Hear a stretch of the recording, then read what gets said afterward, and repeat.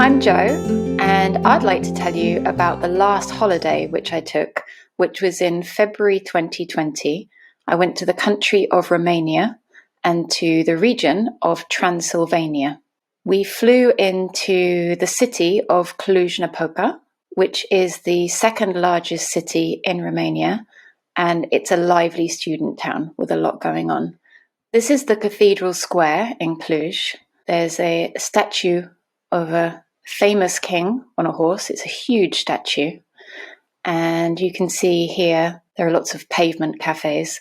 When we went, it was winter, February, and cold, but all of these restaurants were very full inside. There weren't any of the pavement cafes. One day outside the cathedral, there were hundreds of people, and we found out from speaking to this group of students that it was the inauguration of a new bishop.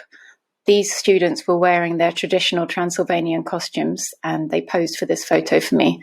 They were very friendly, and they spoke excellent English, and they were really cold. It was freezing on that day. They were brave people. One of our favorite things was just walking around the town, exploring some of these little old cobbled streets, finding new places to eat and drink and different things to look at.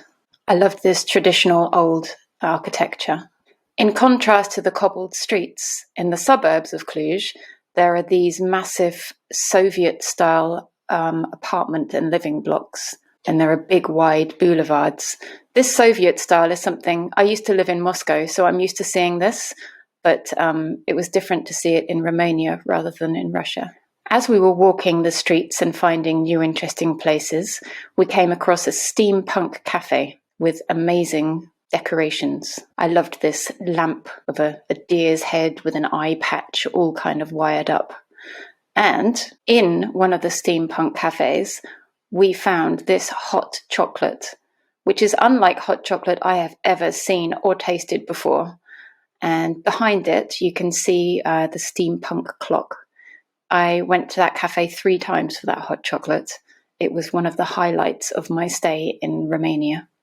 From Cluj-Napoca, we drove on a day tour to a reservoir called Lake Tarnitsa.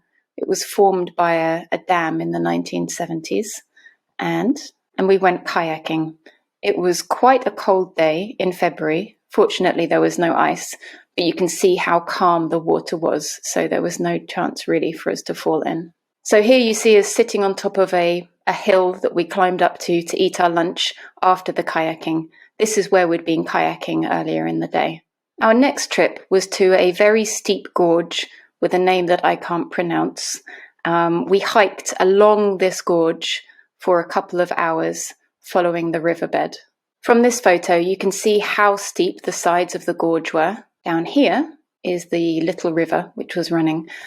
This is not my photograph, it was on Google. We went there in the winter, so there was none of this green. The trees were all bare. So you can see on both sides the steep rocks. There were lots of caves in those rocks. And you can see me being a tree in the mouth of one of the caves, next to one of the trees, the winter trees. There were lots of frozen waterfalls with beautiful icicles along the side of the gorge. At the bottom of some of the waterfalls, there was ice like this, which I've never seen before. It looks like kind of fat worms and fingers and chicken's feet all combined. After the gorge, we drove to this forest, Hoia Forest, which is famous because they say that it's haunted and they run ghost tours in the forest. However, we stopped our car somewhere around here and it was getting dark and my friend freaked out, so we didn't go into the forest at all. So I can't report to you as to whether it's haunted or not. We left Cluj after a few days and then went to a little village called Rematia, which is very beautiful and lots of tourists would be there if it was tourist season. Like this looks like beautiful weather. However, I was there in February and it was quite dark and very cold and there weren't many people at all. So here's a church, and this is the reason why we went, to have a look at the top of that mountain. This is the Romanian flag. The day I arrived in the village, so this is the village, and that's the church you saw. I walked to the top of the hill up this way on the other. I met 2 of the friendliest local guides that you could ever imagine. I loved this guy with his little dreadlocks. He walked me all the way to the top of the mountain, and then he showed me the other side.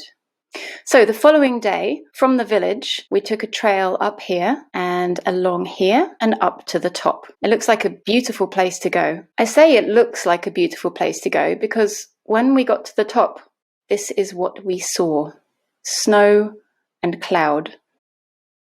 Fortunately, the trail was very well marked. Back down the mountain, that's all that we could see of the top. From Rematia, we went to the Bear's Cave. Inside this hill is a long and deep cave, which is a famous tourist attraction, and it's unlike any cave that I've ever been into before.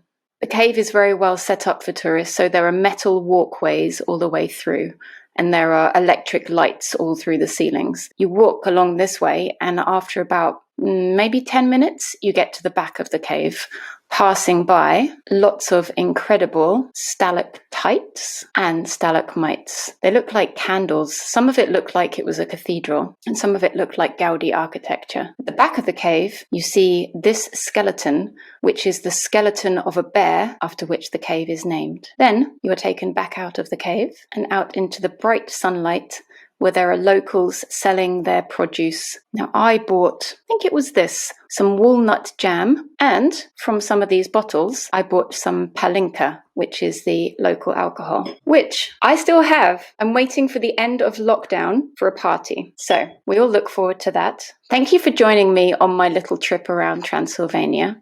I hope you enjoyed it, and I hope that I and you have another holiday soon.